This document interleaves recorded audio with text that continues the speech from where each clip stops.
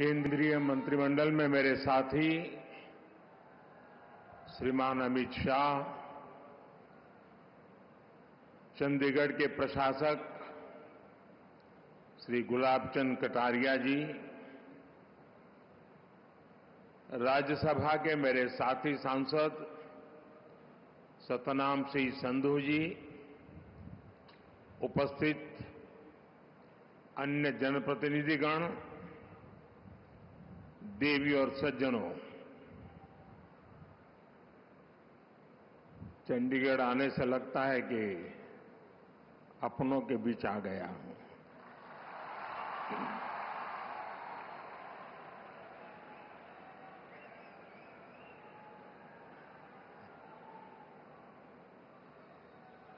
चंडीगढ़ की पहचान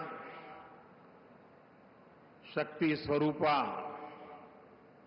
मां चंडी का नाम से जुड़ी है। मां चंडी यानी शक्ति का वह स्वरूप जिससे सत्य और न्याय की स्थापना होती है। यही भावना भारतीय न्याय संहिता, नागरिक सुरक्षा संहिता के पूरे प्रारूप का आधार भी है। एक ऐसे समय में जब देश विकसित भारत का संकल्प लेकर आगे बढ़ रहा है, जब संविधान के 75 वर्ष हुए हैं, तब संविधान की भावना से प्रेरित भारतीय न्याय संहिता का प्रभाव प्रारंभ होना, उसका प्रभाव में आना एक बहुत बड़ी शुरुआत है। देश के नागरिकों के लिए हमारे संविधान ने जिन आदर्शों की कल्पना की थी, उन्हें पूरा करने की दिशा में ये ठोस प्रयास है। ये कानून कैसे अमल में लाए जाएंगे, अभी मैं इसका लाइव डेमो देख रहा था और मैं भी यहां सबसे आग्रह करता हूं कि समय निकाल करके इस लाइव डेमो को जरूर देखें। लॉ के स्टूडेंट देखें, बार के साथी देखें, जुडिशरी के भी साथियों को अगर सुविधा हो वे भी देखें। मैं इस अवसर पर सभी देशवासियों को भारतीय न्याय संहिता, नागरिक संहिता के लागू होने की अनेक अनेक शुभकामनाएं देता हूं और चंडीगढ़ प्रशासन से जुड़े सबको बधाई देता हूं। साथियों, देश की नई न्याय संहिता अपने आप में जितना समग्र दस्तावेज है, इसको बनाने की प्रक्रिया भी उतनी ही व्यापक रही है। इसमें देश के कितने ही महान संविधानविदों और कानूनविदों की मेहनत जुड़ी है। गृह मंत्रालय ने इसे लेकर जनवरी 2020 में सुझाव मांगे थे। इसमें देश के मुख्य न्यायाधीशों का सुझाव और मार्गदर्शन रहा। इनमें हाई कोर्ट के चीफ जस्टिस, उन्होंने भरपूर सहयोग दिया। देश का supreme court, 16 high court, judicial academies अनेकों लॉ इंस्टीट्यूशंस, सिविल सोसाइटी के लोग, अन्य बुद्धिजीवी, इन सब ने वर्षों तक मंथन किया, संवाद किया, अपने अनुभवों को पिरोया। आधुनिक परिप्रेक्ष्य में देश की जरूरतों पर चर्चा की गई। आजादी के 7 दशकों में न्याय व्यवस्था के सामने जो चैलेंजेज आए, उन पर गहन मंथन किया गया। हर कानून का व्यवहारिक पक्ष देखा गया, फ्यूचरिस्टिक पैरामीटर्स पर उसे कसा गया। तब भारतीय न्याय संहिता अपने इस स्वरूप में हमारे सामने आई है। मैं इसके लिए देश के सुप्रीम कोर्ट का, ऑनरेबल जजेस का, देश की सभी हाई कोर्ट्स का, विशेषकर हरियाणा पंजाब हाई कोर्ट का मैं विशेष आभार प्रकट करता हूं। मैं बार का भी धन्यवाद करता हूं कि जिन्होंने आगे आकर इस न्याय संहिता की ओनरशिप ली है। बार के सभी साथी बहुत बहुत अभिनंदन के अधिकारी हैं। मुझे भरोसा है सबके सहयोग से बनी भारत की ये न्याय संहिता भारत की न्याय यात्रा में मील का पत्थर साबित होगी। साथियों, हमारे देश ने 1947 में आजादी हासिल की थी। आप कल्पना करिए, सदियों की गुलामी के बाद जब हमारा देश आजाद हुआ, पीढ़ियों के इंतजार के बाद, लक्षावधि लोगों के बलिदानों के बाद जब आजादी की सुबह आई, तब कैसे कैसे सपने थे, देश में कितना उत्साह था।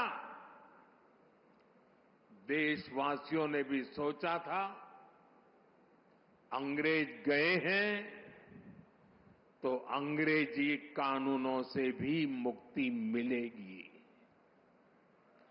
अंग्रेजों के अत्याचार का, उनके शोषण का जरिया ये कानून ही तो थे। ये कानून बनाए भी तब गए थे जब अंग्रेजी सत्ता भारत पर अपना शिकंजा बनाए रखने के लिए कुछ भी करने को तैयार थी। 1857 में, और मेरे नौजवान साथियों को मैं कहूंगा याद रखिए, 1857 में देश का पहला बड़ा स्वाधीनता संग्राम लड़ा गया। उस 1857 के स्वातंत्र संग्राम ने अंग्रेजी हुकूमत की जड़ें हिला दी थी। देश के हर कोने में बहुत बड़ी चुनौती पैदा कर दी थी। तब जाकर के उसके जवाब में अंग्रेज 1860 में, 3 साल के बाद, इंडियन पिनल कोड यानी आईपीसी लेकर आए। फिर कुछ साल बाद इंडियन एविडेंस एक्ट लाया गया और फिर सीआरपीसी का पहला ढांचा अस्तित्व में आया। इन कानूनों की सोच और मकसद यही था कि भारतीयों को दंड दिया जाए, गुलाम रखा जाए। और दुर्भाग्य देखिए, आजादी के बाद दशकों तक हमारे कानून उसी दंड संहिता और पिनल माइंडसेट के इर्द गिर्द ही घूमते रहे, मंडराते रहे। और जिनका इस्तेमाल नागरिकों को गुलाम मानकर होता था। समय समय पर इन कानूनों में छोटे मोटे सुधार करने के प्रयास हुए, लेकिन इनका चरित्र वही बना रहा। आजाद देश में गुलामों के लिए बने कानूनों को क्यों धोया जाए? ये सवाल न हमने खुद से पूछा, न शासन कर रहे लोगों ने इस पर विचार करने की जरूरत समझी। गुलामी की इस मानसिकता ने भारत की प्रगति को, भारत की विकास यात्रा को बहुत ज्यादा प्रभावित किया। साथियों, देश अब उस कॉलोनियल माइंडसेट से बाहर निकले, राष्ट्र के सामर्थ्य का प्रयोग राष्ट्र निर्माण में हो, इसके लिए राष्ट्रीय चिंतन आवश्यक था। और इसलिए मैंने 15 अगस्त को लाल किले से गुलामी की मानसिकता से मुक्ति का संकल्प देश के सामने रखा था। अब भारतीय न्याय संहिता, नागरिक संहिता, इसके जरिए देश ने उस दिशा में एक और मजबूत कदम उठाया है। हमारी न्याय संहिता of the people, by the people, for the people की उस भावना को सशक्त कर रही है जो लोकतंत्र का आधार होती है। साथियों, न्याय संहिता समानता, समरसता और सामाजिक न्याय के विचारों से बुनी गई है। हम हमेशा से सुनते आए हैं कि कानून की नजर में सब बराबर होते हैं, लेकिन व्यवहारिक सच्चाई कुछ और ही दिखाई देती है। गरीब, कमजोर व्यक्ति कानून के नाम से डरता था। जहां तक संभव होता था, वो कोर्ट, कचहरी और थाने में कदम रखने से डरता था। अब भारतीय न्याय संहिता समाज के इस मनोविज्ञान को बदलने का काम करेगी। उसे भरोसा होगा कि देश का कानून समानता की, इक्वालिटी की गारंटी है।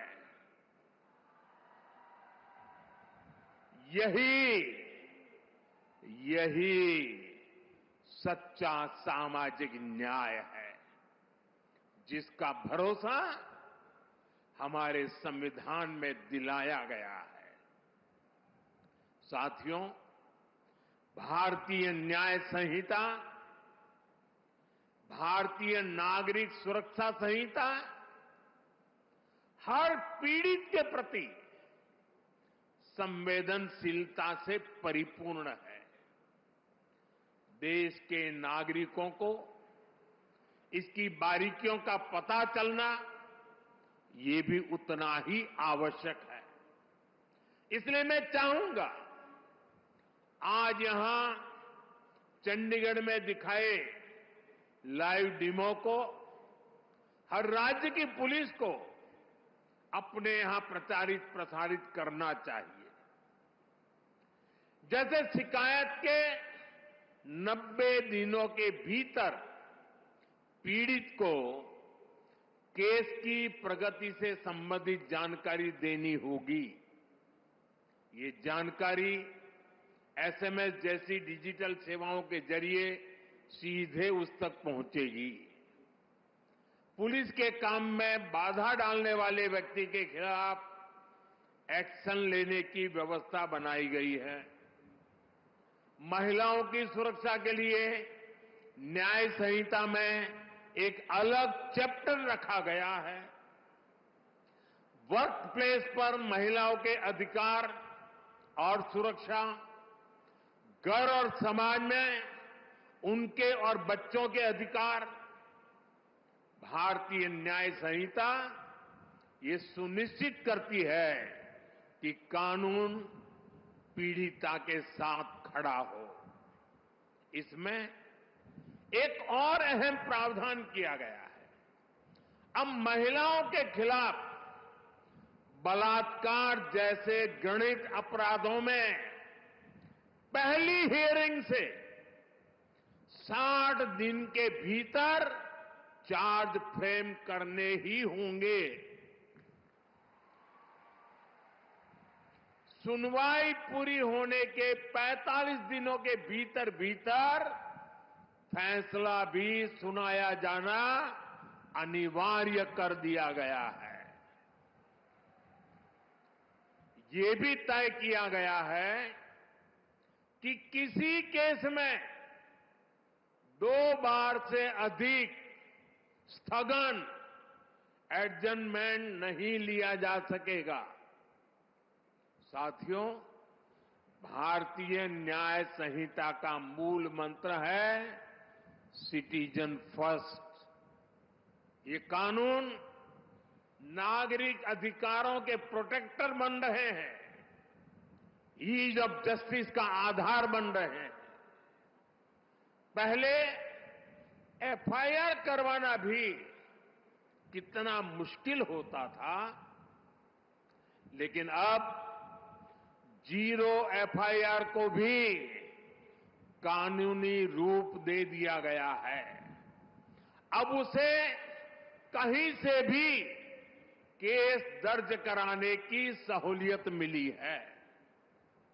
एफआईआर की कॉपी पीड़ित को दी जाए, उसे ये अधिकार दिया गया है। अब आरोपी के ऊपर कोई केस अगर हटाना भी है तो तभी हटेगा जब पीड़ित की सहमति होगी। अब पुलिस किसी भी व्यक्ति को अपनी मर्जी से हिरासत में नहीं ले सकेगी। उसके परिजनों को सूचित करना ये भी न्याय संहिता में अनिवार्य कर दिया गया है। भारतीय न्याय संहिता का एक और पक्ष है उसकी मानवीयता, उसकी संवेदनशीलता। अब आरोपी को बिना सजा बहुत लंबे समय तक जेल में नहीं रखा जा सकता। अब 3 वर्ष से कम सजा वाले अपराध के मामले में गिरफ्तारी भी हायर अथॉरिटी की सहमति से ही हो सकती है। छोटे अपराधों के लिए अनिवार्य जमानत का प्रावधान भी किया गया है। साधारण अपराधों में सजा की जगह कम्युनिटी सर्विस का विकल्प भी रखा गया है। ये आरोपी को समाज हित में सकारात्मक दिशा में आगे बढ़ने के नए अवसर देगा। फर्स्ट टाइम ऑफेंडर्स के लिए भी न्याय संहिता बहुत संवेदनशील है। देश के लोगों को ये जानकर भी खुशी होगी कि भारतीय न्याय संहिता के लागू होने के बाद जेलों से ऐसे हजारों कैदियों को छोड़ा गया है जो पुराने कानूनों की वजह से जेलों में बंद थे। आप कल्पना कर सकते हैं, एक नई व्यवस्था, नया कानून नागरिक अधिकारों के सशक्तिकरण को कितनी ऊंचाई दे सकता है। साथियों, न्याय की पहली कसौटी है समय से न्याय मिलना। हम सब बोलते और सुनते भी आए हैं, जस्टिस डिलेड, जस्टिस डिनाइड। इसलिए भारतीय न्याय संहिता, नागरिक सुरक्षा संहिता के जरिए देश ने त्वरित न्याय की तरफ बड़ा कदम उठाया है। इसमें जल्दी चार्जशीट फाइल करने और जल्दी फैसला सुनाने को प्राथमिकता दी गई है। किसी भी केस में हर चरण को पूरा करने के लिए समय सीमा तय की गई है। ये व्यवस्था देश में लागू हुए अभी कुछ ही महीने हुए हैं। इसे परिपक्व होने के लिए अभी समय चाहिए, लेकिन इतने कम अंतराल में ही जो बदलाव हमें दिख रहे हैं, देश के अलग अलग हिस्सों से जो जानकारियां मिल रही हैं, वे वाकई बहुत संतोष देने वाली है, उत्साहजनक है। आप लोग तो यहां भली बात ही जानते हैं, हमारे इस चंडीगढ़ में ही वाहन चोरी, व्हीकल की चोरी करने के एक केस में एफआईआर होने के बाद आरोपी को सिर्फ 2 महीने 11 दिन में अदालत ने सजा सुना दी, उसको सजा मिल गई। क्षेत्र में अशांति फैलाने के एक और आरोपी को अदालत ने सिर्फ 20 दिन में पूरी सुनवाई के बाद सजा भी सुनाई दी। दिल्ली में भी एक केस में एफआईआर से लेकर फैसला आने तक सिर्फ 60 दिन का समय लगा। आरोपी को 20 साल की सजा सुनाई गई। बिहार के छपरा में भी एक मर्डर केस में एफआईआर से लेकर फैसला आने तक सिर्फ 14 दिन लगे और आरोपियों को उम्र कैद की सजा हो गई। ये फैसले दिखाते हैं कि भारतीय न्याय संहिता की ताकत क्या है, उसका प्रभाव क्या है। ये बदलाव दिखाता है कि जब सामान्य नागरिकों के हितों के लिए समर्पित सरकार होती है, जब सरकार ईमानदारी से जनता की तकलीफों को दूर करना चाहती है, तो बदलाव भी होता है और परिणाम भी आते हैं। मैं चाहूंगा कि देश में इन फैसलों की ज्यादा से ज्यादा चर्चा हो, ताकि हर भारतीय को पता चले कि न्याय के लिए उसकी शक्ति कितनी बढ़ गई है। इससे अपराधियों को भी पता चलेगा कि अब तारीख पर तारीख के दिन लद गए हैं। साथियों, नियम और या कानून तभी प्रभावी रहते हैं जब समय के मुताबिक प्रासंगिक हो। आज दुनिया इतनी तेजी से बदल रही है, अपराध और अपराधियों के तौर तरीके बदल गए हैं। ऐसे में 19वीं शताब्दी में जड़े जमाए कोई व्यवस्था कैसे व्यवहारिक हो सकती थी। इसलिए हमने इन कानूनों को भारतीय बनाने के साथ साथ आधुनिक भी बनाया है। यहां अभी हमने देखा भी कि अब डिजिटल एविडेंस को भी कैसे एक महत्वपूर्ण साक्ष्य के रूप में रखा गया है। जांच के दौरान सबूतों से छेड़छाड़ न हो, इसके लिए पूरे प्रोसेस की वीडियोग्राफी को अनिवार्य किया गया है। नए कानूनों को लागू करने के लिए ई साक्ष्य, न्याय श्रुति, न्याय सेतु, ई समान पोर्टल जैसे उपयोगी साधन तैयार किए गए हैं। अब कोर्ट और पुलिस की तरफ से सीधे फोन पर इलेक्ट्रॉनिक मीडियम से सम्मन सर्व किए जा कर सकते हैं। विटनेस के स्टेटमेंट की ऑडियो वीडियो रिकॉर्डिंग भी की जा सकती है। डिजिटल एविडेंस भी अब कोर्ट में मान्य होंगे, वो न्याय का आधार बनेंगे।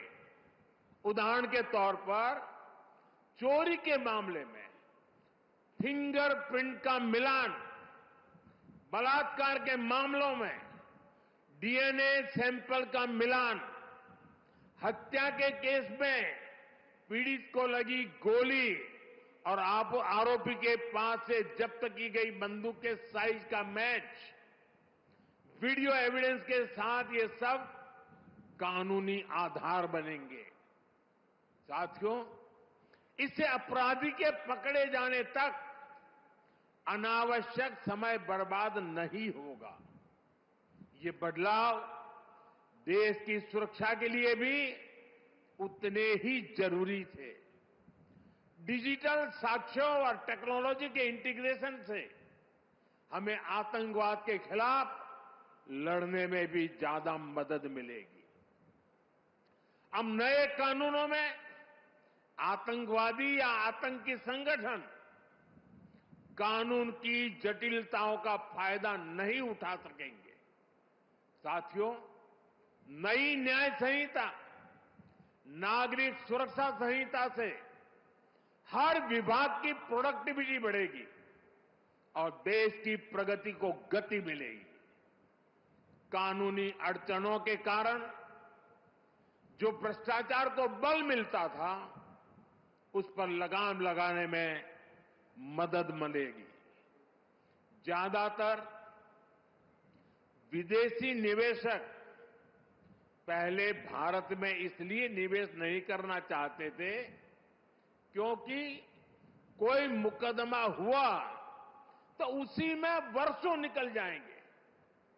जब ये डर खत्म होगा तो निवेश बढ़ेगा, देश की अर्थव्यवस्था मजबूत होगी। साथियों, देश का कानून नागरिकों के लिए होता है, इसलिए कानूनी प्रक्रियाएं भी पब्लिक की सुविधा के लिए होनी चाहिए। लेकिन पुरानी व्यवस्था में प्रोसेस ही पनिशमेंट बन गया था। एक स्वस्थ समाज में कानून का संबल होना चाहिए, लेकिन आईपीसी में केवल कानून का डर ही एकमात्र तरीका था, वो भी अपराधी से ज्यादा ईमानदार लोगों को, जो बेचारे विक्टिम हैं, उनको डर रहता था। यहां तक कि सड़क पर किसी का एक्सीडेंट हो जाए तो लोग मदद करने से घबराते थे। उन्हें लगता था कि उल्टा वो खुद पुलिस के पचड़े में फंस जाएंगे। लेकिन अब मदद करने वालों को इन परेशानियों से मुक्त कर दिया गया है। इसी तरह हमने अंग्रेजी शासन के 1500 से ज्यादा कानून, पुराने कानूनों को भी खत्म किया। जब ये कानून खत्म हुए तब लोगों को हैरानी हुई थी कि क्या देश में ऐसे ऐसे कानून हम ढो रहे थे, ऐसे ऐसे कानून बने थे। साथियों, हमारे देश में कानून नागरिक सशक्तिकरण का माध्यम बने, इसके लिए हम सबको अपना नजरिया व्यापक बनाना चाहिए। ये बात मैं इसलिए कह रहा हूं क्योंकि हमारे यहां कुछ कानूनों की तो खूब चर्चा हो जाती है, चर्चा होनी भी चाहिए, लेकिन कई अहम कानून हमारे विमर्श से वंचित रह जाते हैं। जैसे आर्टिकल 370 हटा, इस पर खूब बात हुई। 3 तलाक पर कानून आया, उसकी खूब चर्चा हुई। इन दिनों वक्फ बोर्ड से जुड़े कानून पर बहस चल रही है। हमें चाहिए हम इतना ही महत्वपूर्ण उन कानूनों को भी दें जो नागरिकों की गरिमा और स्वाभिमान बढ़ाने के लिए बने हैं। अब जैसे आज अंतर्राष्ट्रीय दिव्यांग दिवस है। देश के दिव्यांग हमारे ही परिवार के सदस्य हैं, लेकिन पुराने कानूनों में दिव्यांगों को किस कैटेगरी में रखा गया था? दिव्यांगों के लिए ऐसे ऐसे अपमानजनक शब्दों का प्रयोग किया गया था जिन्हें कोई भी सभ्य समाज स्वीकार नहीं कर सकता। हमने ही सबसे पहले इस वर्ग को दिव्यांग कहना शुरू किया। उन्हें कमजोर फील कराने वाले शब्दों से छुटकारा दिया। 2016 में हमने rights of persons with disabilities act लागू करवाया। ये केवल दिव्यांगों से जुड़ा कानून नहीं था, ये समाज को और ज्यादा संवेदनशील बनाने का अभियान भी था। नारी शक्ति बंधन अधिनियम अभी इतने बड़े बदलाव की नींव रखने जा रहा है। इसी तरह ट्रांसजेंडर से जुड़े कानून, मीडिएशन एक्ट, जीएसटी एक्ट, ऐसे कितने ही कानून बने हैं जिन पर सकारात्मक चर्चा आवश्यक है। साथियों, किसी भी देश की ताकत उसके नागरिक होते हैं और देश का कानून नागरिकों की ताकत होता है। इसलिए जब भी कोई बात होती है तो लोग गर्व से कहते हैं कि I am a law abiding citizen. कानून के प्रति नागरिकों की ये निष्ठा राष्ट्र की बहुत बड़ी पूंजी होती है। ये पूंजी कम न हो, देशवासियों का विश्वास बिखरे ना, ये हम सबकी सामूहिक जिम्मेदारी है। इसलिए मैं चाहता हूं कि हर विभाग, हर एजेंसी, हर अधिकारी और हर पुलिसकर्मी नए प्रावधानों को जाने उनकी भावना को समझे। विशेष रूप से मैं देश के सभी राज्य सरकारों से अनुरोध करना चाहता हूं, भारतीय न्याय संहिता, नागरिक सुरक्षा संहिता प्रभावी ढंग से लागू हो, उनका जमीन पर असर दिखे, इसके लिए सभी राज्य सरकारों को सक्रिय होकर काम करना होगा। और मेरा फिर कहना है, नागरिकों को अपने इन अधिकारों की ज्यादा से ज्यादा जानकारी होनी चाहिए। हमें मिलकर इसके लिए प्रयास करना है, क्योंकि ये जितना प्रभावी तरीके से लागू होंगे, हम देश को उतना ही बेहतर भविष्य दे पाएंगे। ये भविष्य आपके भी और आपके बच्चों का भी जीवन तय करने वाला है, आपके सर्विस सेटिस्फैक्शन को तय करने वाला है। मुझे विश्वास है, हम सब मिलकर इस दिशा में काम करेंगे, राष्ट्र निर्माण में अपनी भूमिका बढ़ाएंगे। इसी के साथ आप सभी को, सभी देशवासियों को एक बार फिर भारतीय न्याय संहिता, नागरिक सुरक्षा संहिता की बहुत बहुत शुभकामनाएं देता हूं। और चंडीगढ़ का ये शानदार माहौल, आपका प्यार, आपका उत्साह, उसको सलाम करते हुए मेरी वाणी को विराम देता हूं। बहुत बहुत धन्यवाद।